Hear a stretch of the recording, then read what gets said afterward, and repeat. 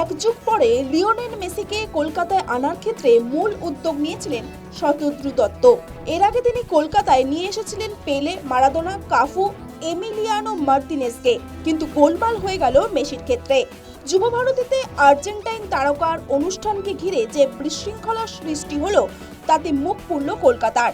মেসিকে দেখতে না পারার অভিযোগে প্রায় 1.5 ঘন্টার বেশি সময় ধরে যুবভারতীতে চলল ধুন্ধুমার কাণ্ড।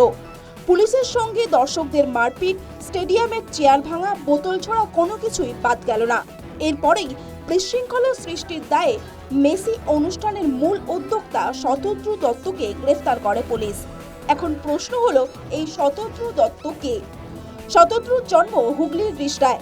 অর্থনীতি নিয়ে লেখাপড়ার পর পেশা হিসাবে বেছে নেন wealth management and investment banking. কেরিয়ারের শুরুতে চাকরিও করেছেন বেসরকারি ব্যাংকে। ছোটবেলা থেকেই জড়িয়েছিলেন খেলাধুলার সঙ্গে।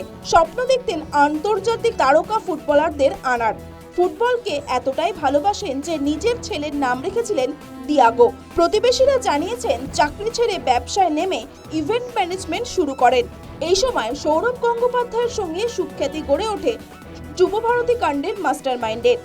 আস্তে আস্তে ক্রীড়া মহলে পরিচিতি হতে থাকে। একাধিক তারকা খেলোয়াড়দের সঙ্গে নিজের ছবি পোস্ট করে প্রতিষ্ঠিত করে স্পোর্টস প্রমোটার হিসাবে। নানা মহলে বিশ্বাসযোগ্যতা তৈরি হয়।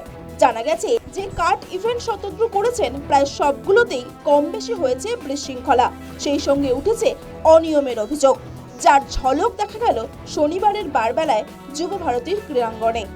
News time.